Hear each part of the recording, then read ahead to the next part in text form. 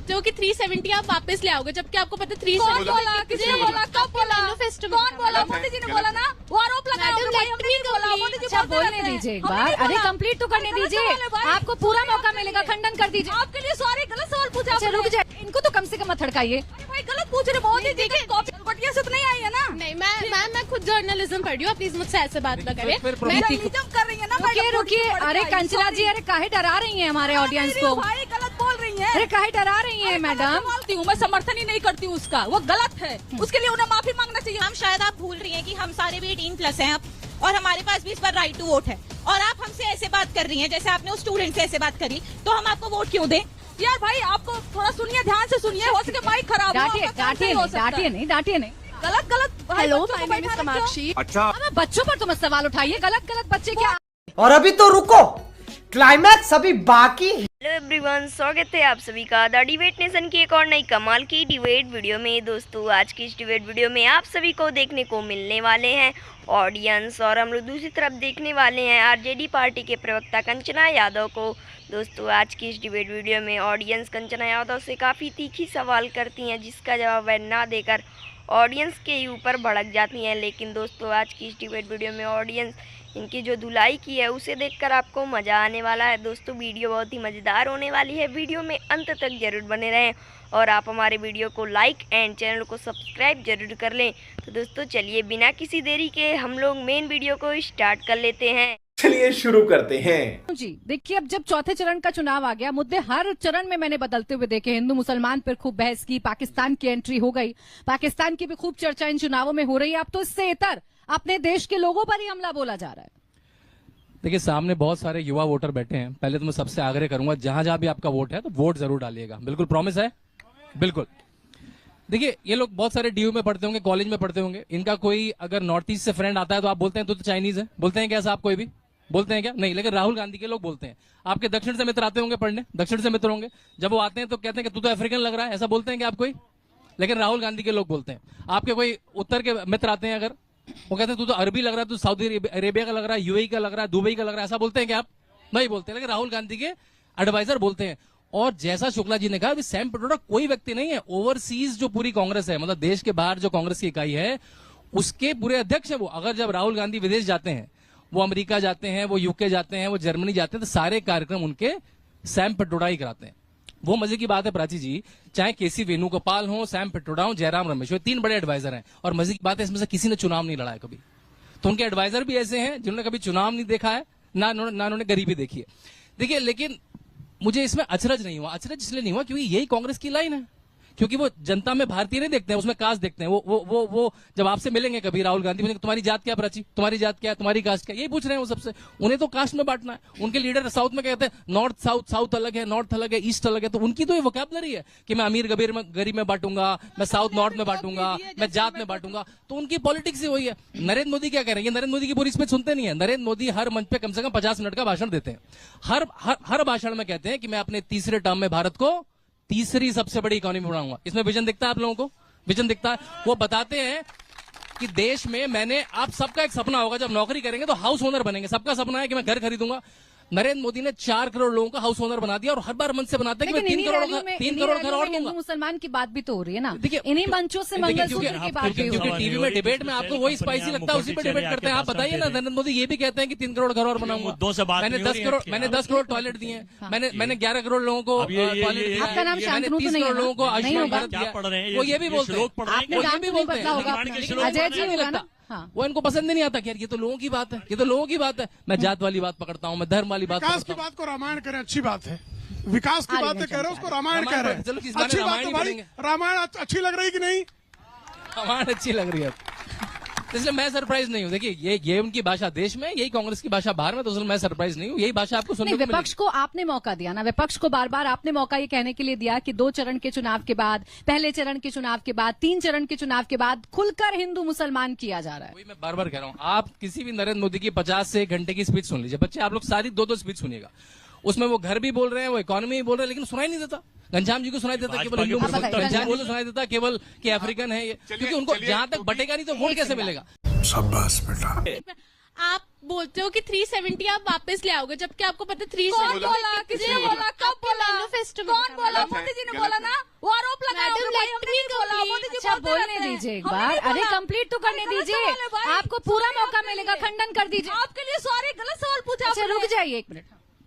मैं अपना question complete. हाँ बिल्कुल करिए, इनको तो कम से कम मत हड़काइए। अरे भाई गलत पूछ रहे, मोदी जी का कॉपी जनता को ऐसे हड़का के थोड़ी ना इनके दिल में जगह बना पाएंगे। जी का कॉपी पेस्ट करके लाएंगे क्या? नहीं, मैं खुद गलगोटिया से आई खंडन है। कर लीजिएगा प्लीज, खंडन कर लीजिएगा। गलगोटिया से तो नहीं आई है ना? नहीं, मैं खुद जर्नलिज्म पढ़ी हूँ, प्लीज मुझसे ऐसे बात ना करें। फिर मैं profiling नहीं ये भी जवाब देंगे आपको।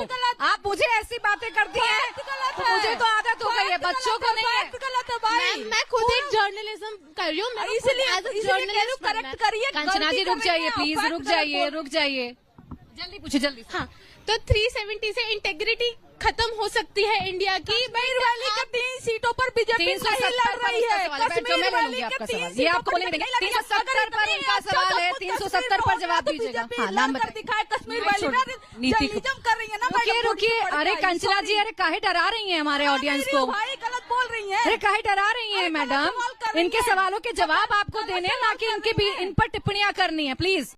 कंट्रोल। देखिए मुद्दा यहाँ सैम पिट्रोडा नहीं है। इलेक्शंस के लिए मुद्दा सैम पिट्रोडा नहीं है। वोट आपको आम जनता दे रही है, आप उनके लिए क्या कर रहे हो? सैम पिट्रोडा के लिए जो करना है वो सरकार करेगी, जो भी करना है उनके लोग। But what are you doing for senior citizens? क्या आप में से कोई सीनियर सिटीजन के कुछ कर रहा है? आज हमें ईपीएफओ से पेंशन नहीं मिल रही है क्योंकि गवर्नमेंट के पास पैसा नहीं है, इसलिए पेंशन नहीं हो रही है। वो तारीख पे तारीख मिल रही है। सीनियर सिटीजन को आज भी टैक्सेस देने पड़ रहे हैं। क्या आप इस मुद्दे पे नहीं लड़ सकते? आप लड़ रहे हो सैम पिट्रोडा को लेके। सीनियर सिटीजन पर जवाब दीजिएगा। एक और सवाल बहुत है। अच्छा सवाल है। मैं देता, पहला जवाब मैं देता हूँ। मेरा नाम डीवा चावला है। एक्चुअली मेरा जो सवाल है वो कांग्रेस के प्रवक्ता से है। जो अभी झारखंड में ईडी ने इतना पैसा बरामद किया है, तो वो कहाँ से पैसा आया इतना? वो ईडी ने इतना पैसा बरामद किया, कोई जवाब है आपका उसके लिए? ठीक है, पहले जवाब आप दे दीजिए प्रेम शुक्ला जी। देखिए सीनियर सिटीजन को हमने आयुष्मान भारत की तहत जो है 70 वर्ष के जो लोग हैं उन सबको आयुष्मान भारत में हम कवरेज देंगे। हमने तो मजदूरों को भी जो है पेंशन देना शुरू किया। हमने तो जो है फेरी वालों को भी पेंशन देना शुरू किया। मजदूरों को भी हम दे रहे हैं। आप किस राज्य की निवासी हैं? किस राज्य की निवासी हैं? किस राज्य की निवासी हैं? ठीक है, न्यू दिल्ली से हूँ, द्वारका हाँ, से तो यह केजरीवाल के यहाँ तो नहीं मिलता है, ये सही है। बोलिए। बातें करेंगे। कंचना जी ने अभी बोला है कि वो कांग्रेस के ने जो बोला है उस पर आप जवाब नहीं देंगी, तो क्या आपने अलायंस सिर्फ बीजेपी को हराने के लिए बनाया है? देखिए ये तो बड़ा वाजिब के लिए तो मैंने ये बोला जवाब नहीं, मैंने ये बोला मैं खारिज करती हूँ, मैं समर्थन ही नहीं करती हूँ उसका, वो गलत है। उसके लिए उन्हें माफी मांगना चाहिए। मैंने ये बोला सॉरी यार भाई, आपको थोड़ा सुनिए, ध्यान से सुनिए, हो सके माइक खराब हो, डांटिए आपका काम सही हो सकता है। डांटिए नहीं। गलत hello, my name is Kamakshi. अच्छा, अब बच्चों पर तो मत सवाल उठाइए। गलत बच्चे क्या आपसे क्रॉस क्वेश्चन मैं पूछ रहा हूँ तो आप मुझ पर 10 तरीके के टैग लगा देते हैं। बच्चे पूछ रहे हैं तो प्लीज थोड़ा खामोश रहिए। Hello, my name is Kamakshi और मेरा सवाल बेसिकली कांग्रेस अलायंस से है। तो मेरा सवाल ये है कि जो हम ये रंग भेद का कर रहे हैं, तो ये इसका यूथ पे जो असर जा रहा है, इससे लोगों को डिप्रेशन भी हो रहा है। तो अगर हम कांग्रेस की सरकार बनती है तो कांग्रेस सबको यही संदेश देगी कि भेदभाव करो, ये करो, वो करो। अच्छा, मैसेज गलत जा रहा है। 1 मिनट सर, और भी सवाल है। हाँ खड़े हो जाइए, आ रहे हैं। मेरा नाम प्रथम सेठिया है और आज की डेट में छोड़ दीजिए माइक। मास्टर्स करने के बाद भी पहले का टाइम था कि नौकरियां नहीं मिलती थी। नौकरियां सरकार अपनी तरफ से दे रही है, लेकिन स्किल्स मांगते हैं। स्किल्स के लिए पहले ऑपोजिशन क्यों नहीं लाई? स्किल इंडिया का जो मिशन है वो मोदी जी लेकर आए, इस बारे में पहले उद्देश्य ने क्यों नहीं करा? रुकिए ना, अभी और सवाल है। थोड़ा सा बचा कर रखिए कंचना जी, थोड़ा सा बचा कर रखिए, थोड़ा सा बचा कर रखिए। बच्चों से मत उलझिए, खड़े हो जाइए। बच्चों सुलझ नहीं रही हूँ, उनके सवाल का जवाब दे रही हूँ। सवाल ही गलत है। मेरा पहला प्रश्न ये, सवाल ही गलत बता देंगे अब आप बच्चों के। 26 मई मोदी जी का कॉपी होगा, 26 मई माननीय नरेंद्र मोदी हमारे देश के प्रधानमंत्री जी ने सरकार बनाई। 10 साल में इतना विकास हुआ, गरीबों को घर मिला। सवाल क्या है? और ये जो सत्ता उठा रही है कि नेगेटिव बोल रहे हैं, देश की जनता माननीय मोदी जी के साथ है और 400 प्लस सीट। तो आप अपना मत बता रहे हैं, इसमें सवाल कुछ नहीं हुआ। खड़े हो जाइए, फिर देखिए जवाब देना। इकट्ठे हो गए बहुत सारे सवाल।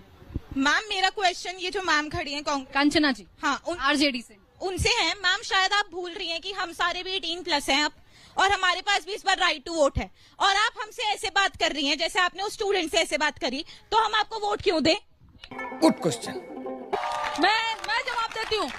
इसके लिए मुझे 10 सेकंड दीजिएगा। इसके आप लिए ही बोलेंगे, मुझे 10 आप ही सेकंड, बोलेंगे। ठीक है? आपसे बहुत सारे मैं सवाल आपको थे। बताती हूँ, इस देश में यूथ कितने हैं पता है आपको? 15 से 29 साल के लगभग 35 करोड़ यूथ हैं, और इस देश में मुस्लिम कितना है? लगभग 20 करोड़।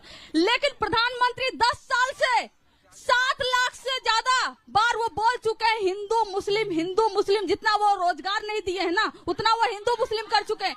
मैं आपके मैंने सुनिए 1 सेकंड भाई, आपको डिबेट लड़ना है। अच्छा प्लीज बोलने दीजिए। हाँ आप सबको अगर ट्रेंड लड़ना है या जवाब क्या चाहिए आपको बताइए? जवाब चाहिए ना, बोलिए। जवाब दे रही हूँ। लड़ना आपने शुरू किया था।